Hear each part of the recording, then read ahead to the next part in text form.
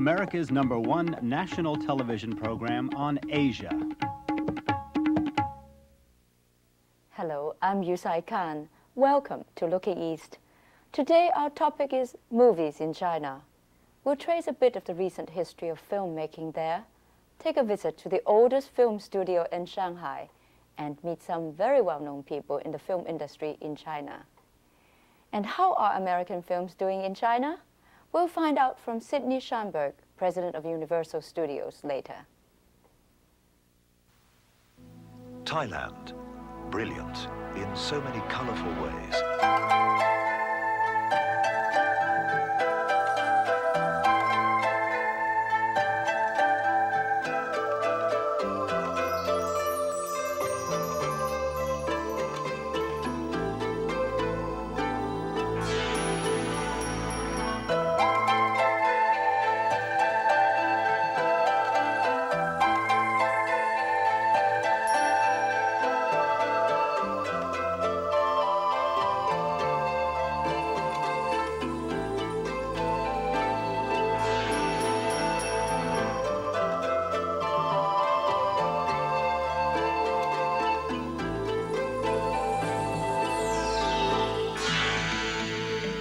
Come to the colorful kingdom of Thailand. You'll have a brilliant time. 學過嘅喎，佢哋全部咧都係 United States。 Chicago, Los Angeles, Boston, Massachusetts. United Airlines can take you across the Pacific from more U.S. cities than any other airline. New York, New York. United, a fresh breeze to the Far East, Australia, and New Zealand. You're not just flying, 美麗， Colilla, Ohio. you're flying the friendly skies. From the east comes the mysterious flavor of Qingdao beer. Qingdao, the beer as enticing as the Orient, as enchanting as the East. Now yours in the West. Qingdao, the beer of China.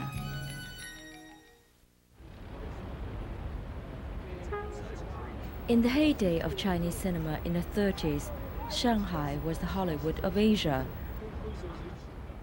The country was in the midst of its first civil war between the communists and the nationalists. Still, the city studios produced a host of beautifully crafted films modeled on their American counterparts. The film industry in China did not just strive to entertain. Under the influence of the Shanghai left-wing literature and art movement, films were made which advanced proletarian themes. Many of these were written by members of the Communist Party. They had stationed themselves in Shanghai to wage their struggle on the filmmaking front. Although they could not openly call for communist revolution, through films like Song of the Fisherman and The Big Road, they succeeded in promoting the Communist Party in the minds of the masses of Chinese people. In 1937, the Japanese invaded Shanghai, causing the film industry to branch out geographically. Some filmmakers stayed on in the city to produce patriotic films like Flowers Dashed with Tears and The Times of Turmoil, but most left for the countryside. Many joined the anti-Japanese drama ensembles. Under these conditions, they produced only a small number of films, among them Storm on the Border. After the victory over Japan, the Kuomintang, or nationalists, took over the film and drama establishments in Shanghai, Beijing, and other major cities. When the Communist Party came to power in 1949, the film studios in Shanghai, which had been under the nationalists' control, were unified into one enterprise, the Shanghai Film Studio. Images of workers, peasants, and soldiers appeared on the screen overnight. 9 feature films were produced between 1950 and 52. From 53 to 56, the United Shanghai Film Studios produced 32 features, along with 2 documentaries and 14 films of dramatic and operatic works taken from the stage. Among these were Liang Shanbo and Zhu Yingtai, the first color film to be made in post-liberation China.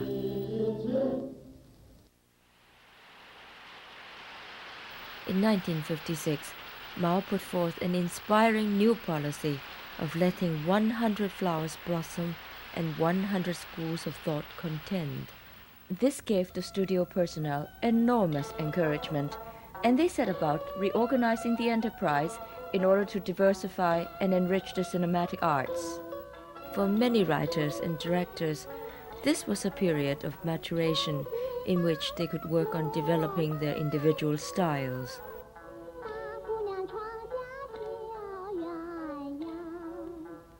In the 1960s, China's political life began to exert a less welcome influence on the filmmaking industry. Mounting pressure from leftists combined with economic difficulties to make the first years of the decade lean ones for Shanghai's film industry. Then in 1963, Premier Zhou Enlai reaffirmed the 100 Flowers campaign, a move which revived the lagging industry, but only temporarily. In 1966, the Cultural Revolution broke out, placing many of the decade's most notable productions under attack. Filmmakers were branded as intellectuals and banished to the countryside. Pitifully little was produced during this 10-year period. Everything was placed under strict control by Jiang Qing, Mao's wife, who was once an actress. The 2 most notable films screened over and over again were The White-Haired Girl and Red Detachment of Women, both of revolutionary themes, stressing hatred for the landlords and devotion to the communist cause. With the downfall of the Gang of Four in 1976, the Shanghai Film Studio began to rethink its goals. In the first years, production proceeded slowly. Only a handful of features were released. But in 1979, news of the party's groundbreaking open-door policy inspired filmmakers to pursue their craft, boldly experimenting with new themes, styles, and forms. As a result, the last decade has been a period of renewed creative output.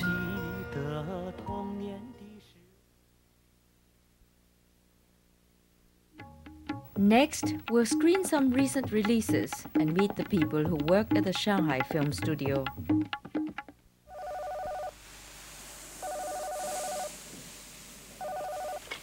morning, Mr. Howard. This is your wake-up call. Would you like the weather forecast for today?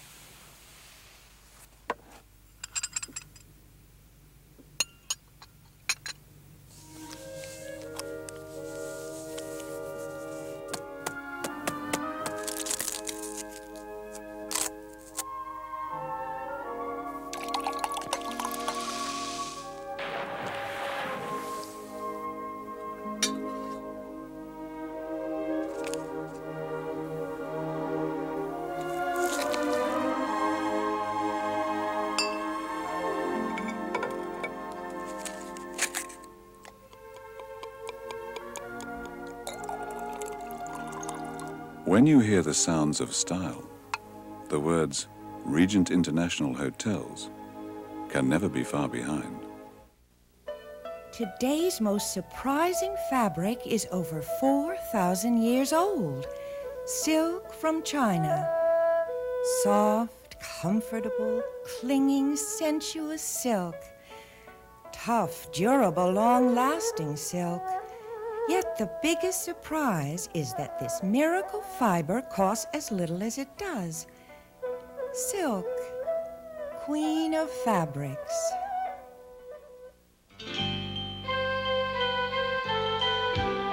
Only Malaysia offers you a whole new exotic world where giant tops spin and colorful kites soar.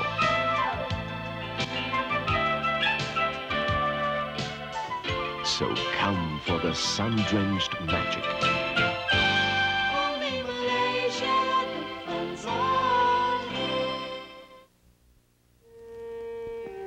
他也离我而去。50多年。 These are scenes from films released in recent years by the Shanghai Film Studio in China. They reflect a range of themes and styles and focus on many aspects of human experience which were banned from the screen during the Cultural Revolution. 你还我，我还没法还你呢。呵，站这么老，来，我喊1、2、3，我们一起拉。1、2、3，拉。 Sentimentality abounds. One of the major genres in production is the tearjerker, or five-hanky film like this one, Under the Bridge. It tells the story of a troubled romance between two self-employed workers.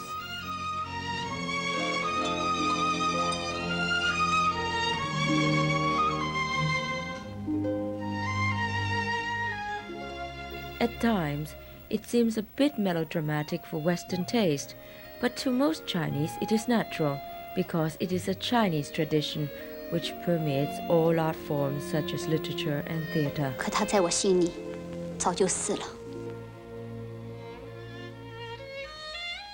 As for the filmmakers, they seem inspired by the new possibilities open to them. Directors are now developing their own material, and they have formed a number of what they call creative groups to generate new screenplays. The results are impressive, according to Chen Zizhao, Vice President of the Shanghai Film Company. The subject matter is quite varied.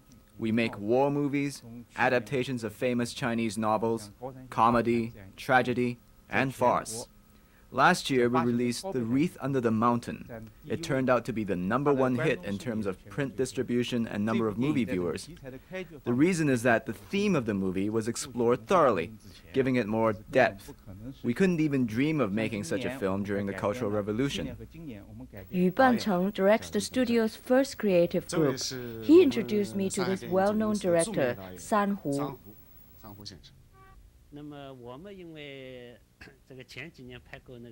A couple of years ago, I finished Midnight by Mao Dun. He is a well-known novelist here in China. After that, I started making a comedy called Love Story of a Post Woman. The movie was sort of experimental because I based the story on a subject which hadn't been treated in a film before, the subject of stamp collecting. I plan to make Love Story of a Post Woman Part 2 next year. It seems to me that here at the Shanghai Film Studios, producing comedies has become a trend. Many of the directors prefer to make comedies.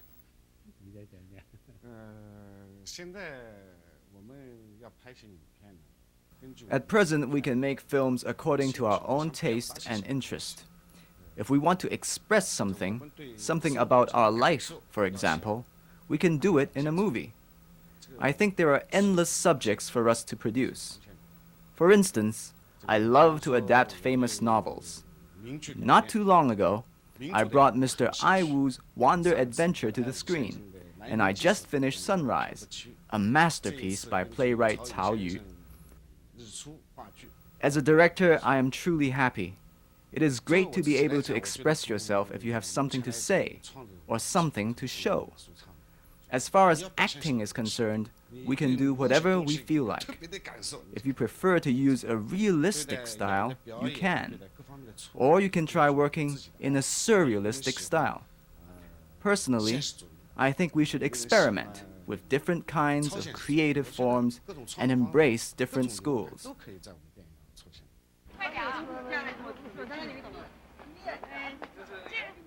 On the studio grounds, preparations are underway to shoot a film called Runaway Adolescent. It is the story of a young girl's first romance. The director tends to her star, while technicians ready the camera and lights. Shi Shujun is one of the few women directors in China. Men dominate the field as they do in the West. But recently, some older actresses have managed to move into the director's chair.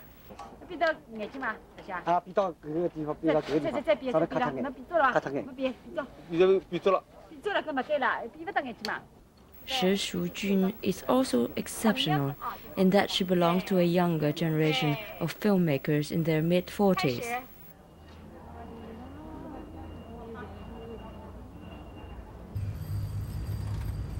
Like the early Hollywood studios on which it was modeled, this studio handles the entire production from A to Z. Actors, directors, and other personnel stay on from one production to another, functioning like a repertory company. They can produce up to 20 films a year. The astronomical star wage system, such as we know in the West, is notably absent. Performers earn the same wages as other workers, but their employment possibilities are somewhat broader. Television has afforded some talents the opportunity to work on projects outside the studio. Before, this was quite unusual in China, where job mobility was practically unheard of. But today, there is a greater exchange of talents amongst film, television, and theater companies. The actors we talked to like their work. This is Gong Xie, who starred in Under the Bridge. We have more freedom in filmmaking than before. You can make full use of your talents and express your thoughts and feelings. You can also ask for the roles you want to play. The directors can cast whomever they choose, but you have the choice of accepting the role, or if you don't like it, turning it down. My name is Zhang Min. I'm from Shanghai Film Studio, and I'm 29 years old. I began my film career 5 years ago. In the process, I have come across different kinds of audiences and different kinds of directors. The most unforgettable experience was my first movie premiere. The movie was called The Raining Night in Bashan. It was my first movie appearance and my first direct contact with the audience. The audience applauded me warmly, and many of them even wrote to me and praised my performance. My feeling at that moment was, with all these faithful and supportive moviegoers in our country, it's my obligation and duty to play my part well and live up to their hopes. I've been in the film business for 12 years. Over the past 12 years, I've made about 20 films, not including TV shows. Most of them are comedies. I spend some of my free time acting in TV movies as well. Why do I like comedy? Well, I feel that I should bring more happiness and laughter to people's lives. After working on a couple of comedies, I began to feel that what I was doing was interesting and meaningful. Most of the comedies I've acted in are humorous stories based on classical works. We have to study these carefully and try to absorb them and put them into our stories. As I work in film comedies, I want to develop a distinctly Chinese style and a style of my own as well.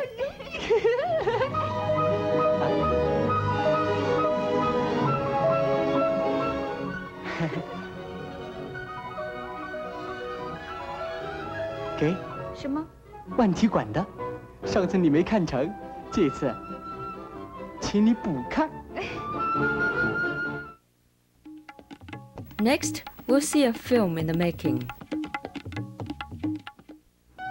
There is an island on this earth so colorful, it is surely the work of a master painter.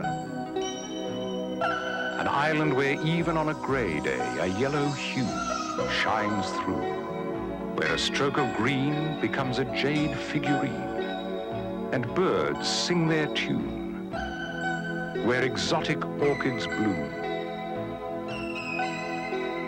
and men walk near to the moon.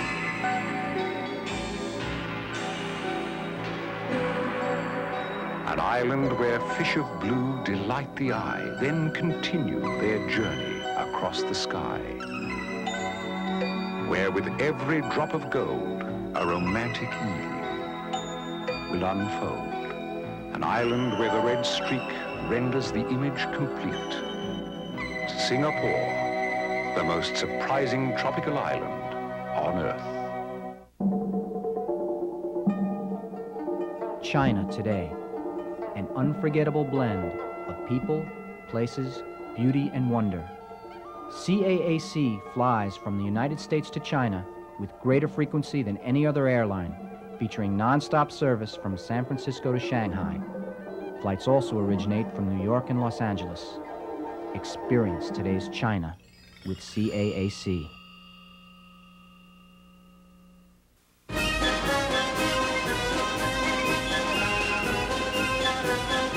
New Kikkoman stir-fry sauce presents a stirring tribute to America's great Oriental chefs.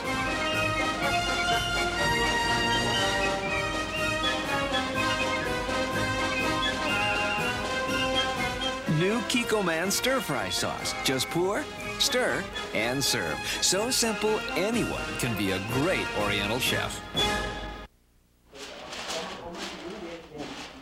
Inside the studio where Runaway Adolescent is being shot, people are busy lighting the set for a scene between the girl and her mother. This scene will be shot MOS, without sound. This is the way all Chinese films are made, using the same techniques which were developed in the 30s. Later, the actors will record their lines in a sound studio, and these will be synchronized with the film. While the final adjustments are made, the actresses rehearse. Chinese directors tend to minimize dialogue when they can.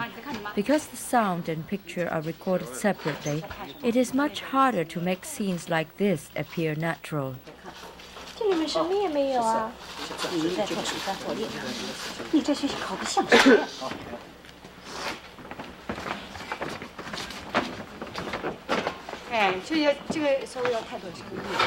Most of the world's feature films are now made using sync sound equipment, but the cost of switching to this approach is still prohibitively expensive for the Chinese. When this can be achieved, it will give Chinese filmmakers even greater creative freedom.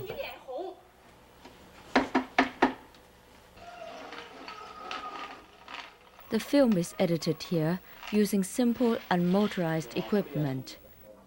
The editor must hand crank the footage past the viewer, marking the shots he will use.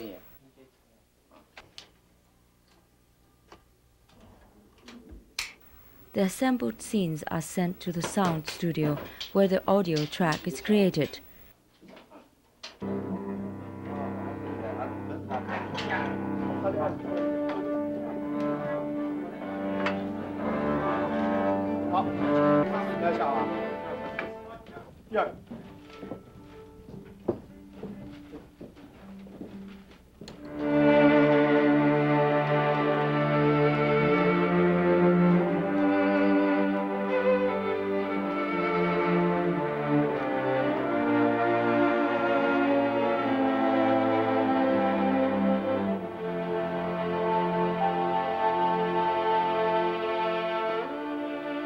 This piece was composed to underscore the drama of one of the scenes.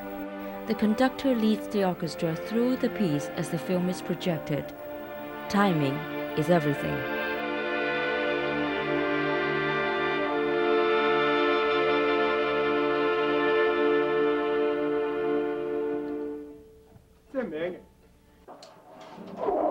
The next step is to transfer the sound to 35mm audio tape. It can then be synchronized with the picture to create the final product.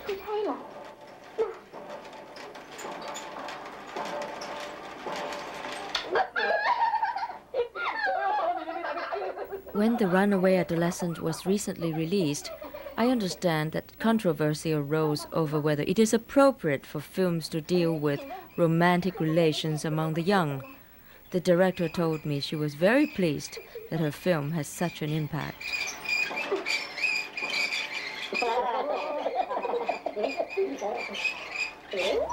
The Chinese are now starting to get a look at American films.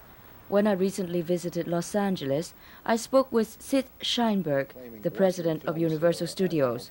I asked him why he decided to export films to China.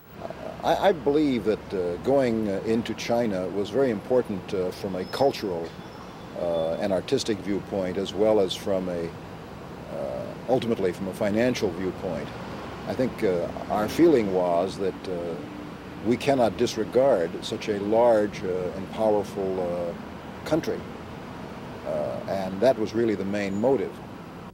I also met with Janet Yang, Universal's Director of Far Eastern Operations. Janet, what are the Chinese audience going to see this year? Well, they're in the process of choosing the films right now, but I have a very good feeling that the first Paramount film will be Love Story, and the first Universal film will be Spartacus. Love Story is about a college romance that takes place on the campus of Harvard University, and the girl eventually dies, I'm afraid to say. It's a very touching story, and the Chinese are very familiar with the theme song. And Spartacus is this wonderful historic epic, which the Chinese have been aware of for a long time, and now they'll finally be able to see it in their screens. In 1986, the two American films shown in China for the general public, First Blood and Superman, were criticized by the press for one reason or another. But still, Superman was extremely popular. To give you an idea, scalpers' tickets cost up to 10 yuan as opposed to the normal ticket price of 30 to 60 fun each. Now that's about $3 versus 10 to 20 cents. Besides Love Story and Spartacus, I understand that Roman Holiday has now been added to the list of American movies to be shown in China in 1987. Well, that's our show for tonight. See you next week. I'm Yue-Sai Kan for Looking East. Air transportation to Singapore provided by Air Canada, to China by CAAC, to Malaysia by the Malaysian Airlines System, and to Thailand by Thai Airways International. Hotel accommodations provided by the Regent of Bangkok and the Singapore Hyatt.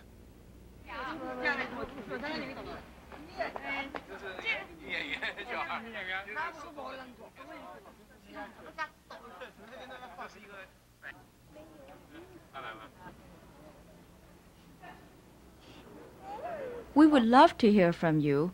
Please send us your letters and comments to Looking East, P.O. Box 723, FDR Station, New York, New York 10150.